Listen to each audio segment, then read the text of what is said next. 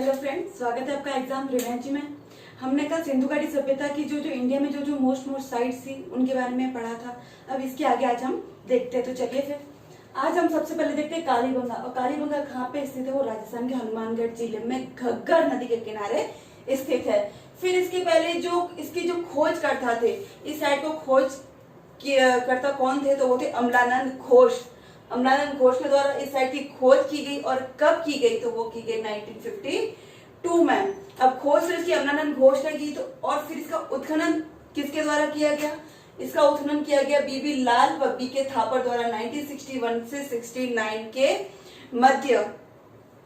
फिर यहाँ से हमको क्या क्या साक्ष्य प्राप्त हुए, कौन कौन सी वस्तुएं प्राप्त हुई, उसके बारे में हम देखते हैं। तो सबसे पहले जो हमने मोहनजोदारो, हड़प्पा, ये जो हमने सभ्यताएं देखी थी, इसमें जो हमको जो साइट्स थी वहां पे हमको क्या साक्ष्य मिले थे कि यहाँ पे जो दुर्ग और जो निवास स्थान था वो क्या थे? दोनों अलग अलग भाग में थे, जो अलग अलग भाग में बटे हुए थे। जो एक साइड में जो निवास स्थान था और एक साइड में क्या थे? दुर्ग थे।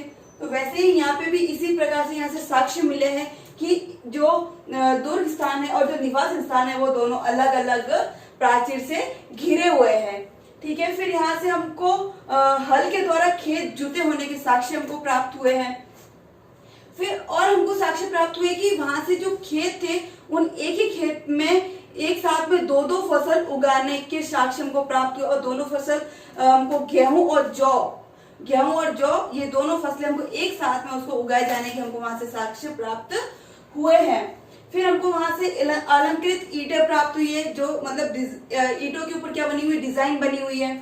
फिर यहाँ से हमको अग्नि वेदिका प्राप्त हुई है, जो हवन करने के लिए जो कुंड हुआ करते थे वो हमको वहां से प्राप्त हुआ है। और हमको वहां से मतलब साक्ष्य प्राप्त हुए हैं कि वहां पे जो हवन कुंड किए जाते थे उनमें मानव के द्वारा जानवरों की या पशुओं की बलि दी जाने के साक्ष्य हमको वहां से प्राप्त हुए हैं। ठीक है, पशु बलि के साक्ष्य हमको वहां से प्राप्त हुए।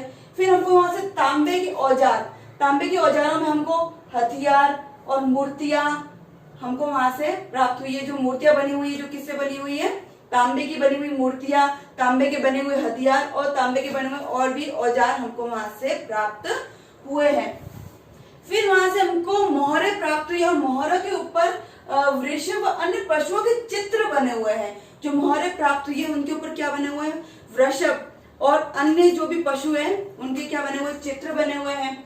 फिर हमको वहां से तांबे के बैल, बंदर, पक्षियों की मूर्तियां, तांबे की बनी हुई बैल जिसमें और पक्षी और भी जो बंदर है उनकी जो बनी हुई जो मूर्तियां हमको वहां से प्राप्त हुई है। वहां से हमको पत्थर के बाट प्राप्त हुए हैं, जो तोलने के लिए काम में आते होंगे उस समय में, जो लोग किसी चीज का जो तोल के लिए उन बाटों का प्रयोग किया जाता होगा। ठीक है। फिर वहां से हमको कांच, सीप, शंख आदि से बने हुए आभूषण प्राप्त हुए हैं। और यहाँ से हमको एक और चीज प्राप्त हुई, हमको वहां से चूड़ियां प्राप्त हुई है, जिसके कारण ये जो कालीबंगा है इसका अर्थ है काले रंग की चूड़ियां। ठीक है, काले रंग की चूड़ियां, इस जो कालीबंगा है इसका अर्थ है, इस वर्ड का मीनिंग है। फिर यहाँ से हमको जो घर प्राप्त हुए वो घर कच्ची ईंटों से बने हुए हैं। किससे बने हुए हैं? कच्ची ईंटों से बने हुए। और जो यहाँ की जो नालियां है वो मेनली लकड़ी की बनी हुई है। ठीक है। फिर यहाँ से हमको कच्ची ईंटों के घर के साक्ष्य प्राप्त हुए। और जो बैल व बारहसिंगा की हमको वहां से अस्थियां प्राप्त हुई है, जिससे हम पता कर सकते हैं कि वहां उस समय में कृषि के लिए बैलों का प्रयोग किया जाता होगा और पशुपालन का उस समय पशुपालन होने के उस समय के साक्ष्य हमको इसके द्वारा प्राप्त होते हैं। फिर यहाँ से हमको गेहूं और जौ एक साथ में उगाए जाने के साक्ष्य प्राप्त हुए हैं।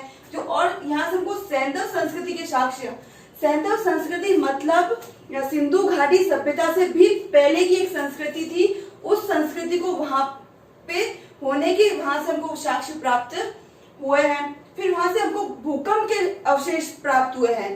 किसके अवशेष प्राप्त हुए? भूकंप के। और यहाँ से मात्र देवी की एक भी मूर्ति या चित्र हमको यहाँ से प्राप्त नहीं हुई है। आपने देखा होगा कि जो दूसरी साइड से जहाँ से मोहनजोदारो, हड़प्पा, वहां से हमको किसी न किसी देवी की मूर्ति कोई चित्र के रूप में वगैरह हमको प्राप्त हुए, लेकिन कालीबंगा से किसी भी प्रकार की कोई भी मूर्ति या कोई भी चित्र माता देवी के प्राप्त नहीं हुए हैं, इसको ये आपको याद रखना है। फिर यहाँ से हमको हाथी दांत का स्केल प्राप्त हुआ है। ठीक है, अब हमने कालीबंगा के बारे में। अब पढ़ते हैं धोलावीरा।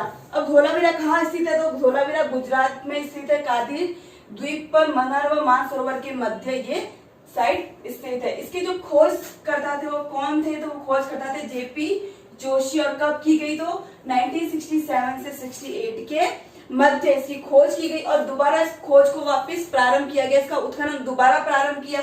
वो किसके द्वारा प्रारंभ किया? तो वो आर.एस. बिष्ट के द्वारा 1990 से 1991 के मध्य इसका वापस उत्खनन इसका प्राप्त हुआ। हमको यहाँ से जो हमने जो दूसरी साइट पढ़ी वहां पे आपने देखा होगा कि हमको जो साइटें मिली वो दो भागों में बटी हुई थी, एक तो दुर्गीकृत क्षेत्र और एक निवास स्थान। लेकिन यहाँ से हमको तीन भागों में जो हमको जो साइट मिली ये तीन भागों में विभक्त है। और तीन भाग कौन कौन से है? जिसमें आप देख रहे हो यहाँ पे सबसे पहले जो ये तीन भागों में विभक्त है, दुर्ग, मध्य का भाग और निवास स्थान। ठीक है, हमको यहाँ से स्टेडियम के साक्ष्य भी प्राप्त हुए और स्टेडियम के साक्ष्य जब प्राप्त हुए तो वहां से हमको सूचना पट या साइन बोर्ड भी वहां से प्राप्त हमको हुआ है। ये हमारी एग्जाम की दृष्टि से इम्पोर्टेंट है कि यहाँ से कितने नगरों में विभक्त है। तो ये जो धोलावीरा साइट है ये तीन भागों में विभक्त है, इसको हमको याद रखना है। और दूसरा कि यहाँ से हमको स्टेडियम प्राप्त होता है।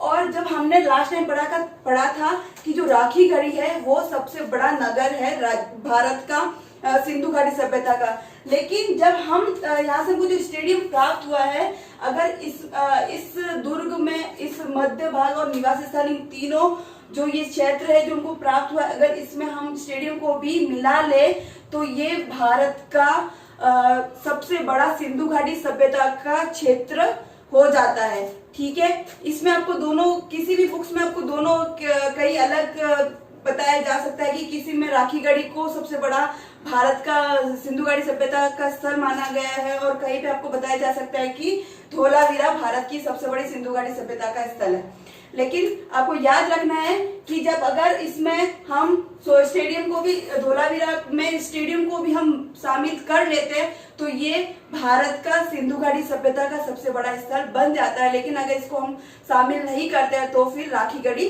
भारत का सबसे बड़ा सिंधु घाटी सभ्यता का स्थल माना जाएगा।